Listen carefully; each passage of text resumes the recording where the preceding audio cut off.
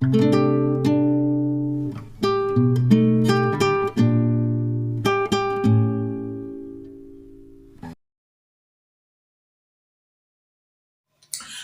வணக்கம். வருகிற 2026 சட்டமன்ற தேர்தல் இதை பற்றி நம்ம இனி வரும் காணொலியில் பேச போகிறோம். தேர்தல் முடிவு வரைக்கும் நம்ம காணொலியில் தான் பேச போகிறோம். அடுத்த வாரத்துக்கு 2 காணொலி 3 காணொலி அந்த மாதிரி கண்டிப்பாக வரும் அப்படின்னு ஒரு நம்பிக்கையில சொல்கிறேன். அதாவது 2026 தேர்தல் இதுக்கு முன்னாடி நம்ம எப்படி தேர்தல் சந்திச்சோன்னு அனைவருக்கும் தெரியும். அதாவது நம்ம அண்ணன் தம்பி சித்தப்பா பெரியப்பா மாமா மச்சான் எல்லாருக்குமே தெரியும். உறவுகளுக்கு நான் பேசுகிறேன். நம்ம எப்படி சந்திச்சோம்னு கடந்த 50 ஆண்டு காலமா திராவிட ஆட்சி காலத்துல நம்ம எப்படி தேர்தலை சந்திச்சோம் அப்படின்னு சொல்லி எல்லாத்துக்குமே தெரியும். நிறைய பேர் நான் பரம்பரையா இந்த கட்சிக்கு தான் ஓட்டு போறேன், அந்த கட்சிக்கு தான் ஓட்டு போறேன், நான் இந்த கட்சி தானே அப்படின்னு சொல்லி பேசுறாங்க. நான் இப்போ கட்சியை கடந்து ஒரு மனித நேயத்தோட, ஒரு உயிர்மை நேயத்தோட, ஒரு அதாவது வருங்கால தலைமுறைய என் எண்ணத்துல வச்சு நம்ம யோசிக்கணும்னு நான் சொல்ல வரேன். அதாவது கடந்த 50 ஆண்டு கால ஆட்சிகள்ல பாத்தீங்கன்னா நம்மளோட மண் மக்கள் நம்மளோட தற்சார்பு கொள்கை அப்புறம் விவசாயம் அதெல்லாம் எப்படி குறைஞ்சிக்கிட்டே வருது அழிஞ்சுக்கிட்டே வருதுன்னு எல்லாத்துக்குமே தெரியும்.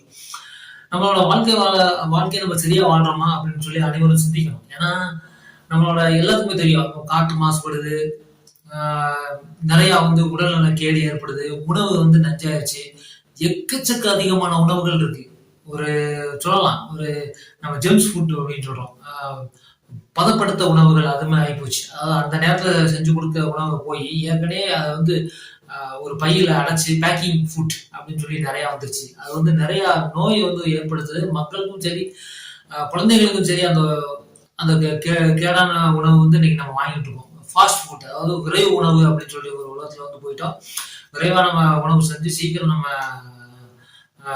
கிளம்பணும் அப்படின்னு சொல்ற ஒரு எண்ணத்துல நம்ம சொல்ல விரைவாகவே நம்மளோட வாழ்க்கையை முடிஞ்சிருது.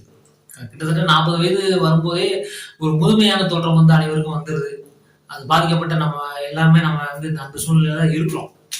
இப்ப ஏன் இதெல்லாம் சொல்ல வரேன்னா, இந்த 2026 தேர்தல் எவ்வளவு முக்கியமான ஒரு விடயம், தமிழ்நாட்டு தேர்தல்ல எவ்வளவு முக்கியமான ஒரு விடயம் சொல்லு நம்ம இப்ப நீங்க எல்லாரும் நான் எல்லா மக்களுக்கும் நான் சொல்ல வரேன்னா, உங்க சுற்றுச்சூழல் எப்படி இருக்குன்னு நீங்க சிந்திச்சு பாருங்க. நம்ம சுற்றுச்சூழல் நல்லா இருக்கா, மாசுபடாம இருக்கா, நம்மளோட நதிகள் எப்படி இருக்கு, நம்ம நீர் ஆதாரம் எப்படி இருக்கு. ஒரு காலத்துல குளத்துல தண்ணி எடுத்து நம்ம பயன்படுத்திட்டு இருந்தோம். இன்னைக்கு குளத்துல எல்லாம் தண்ணி இல்லை, மழை பெஞ்சா இருக்கும், அதுக்கப்புறம் இருக்காது. ஏன்னா இப்ப நிலத்தடி நீரை தான் நம்ம பயன்படுத்திட்டு இருக்கோம். நிலத்தடி நீரை பயன்படுத்தக்கூடாது. பூமிக்கு மேல உள்ள நீர் மட்டும்தான் நம்மளுக்கு சொந்தம். நிலத்தடி நீர் மரங்களுக்கும் காடுகளுக்கும் தான் சொந்தம் அப்படின்னு சொல்றாங்க. அப்ப நிலத்தடி நீரை தான் நம்ம ஆதாரமா எடுத்துட்டு இருக்கோம். நம்மளுக்கு மேல உள்ள தண்ணீர் இல்லை. அப்ப ஏன் அந்த மேல உள்ள குளங்கள் மழை பெய்யும் போதே அந்த நீரை சேமிச்சு நம்ம கோடை காலத்துல அந்த நீரை பயன்படுத்தணும் அப்படின்னு சொல்றாங்க. அந்த ஒரு நீர் மேலாண்மை நம்மகிட்ட இருக்கா? அது மட்டும் இல்லாம நம்ம பயன்படுத்தி போடுற கழிவுகளை மேலாண்மை அதாவது மேற்பார்வை செய்யவோ அதை சுழற்சி செய்யவோ இங்க கழிவு மேலாண்மை சரியா இருக்கா? அப்புறம் இந்த மாதிரி விடயங்கள்லாம் நம்ம சிந்திச்சு பார்க்கணும். நம்ம ஆறுகளும் குளங்களும் சுத்தமா இருக்கா, குப்பை மேடுகளா இருக்கா, இல்ல நல்லா இருக்கா அப்படின்னு சொல்லி பாருங்க. அதுவும் இல்லாம நம்மளோட கல்வித்தரம் நல்லா இருக்கா, நம்மளோட உணவு நல்லா இருக்கா, இதெல்லாம் நம்ம சிந்திச்சு பார்க்கணும். உதாரணத்துக்கு நம்மளோட சென்னையில உள்ள கூவம் நதி 50 வருடங்களுக்கு முன்னாடி எப்படி இருந்துச்சு அப்படின்னு சொல்லி பார்க்கலாம். ஆனா இப்ப எப்படி இருக்கு? 50 வருடங்களுக்கு முன்னாடி படகுகள் போகுமா, இப்போ அந்த படகுகள் ஏதாவது போகுதாங்க? அங்க பக்கத்துல நிக்க முடியாது. ஏன்னா இப்ப சுயநலமா ஆயிட்டோம். அதாவது நம்ம இடம் நம்ம நல்லா இருக்கும், நம்ம ஒரு அரசியலில் இருக்கோம், நம்ம சம்பாதிக்கிறோம் அப்படின்னு மத்தவங்கள பத்தி நம்ம கவலைப்படுறது கிடையாது.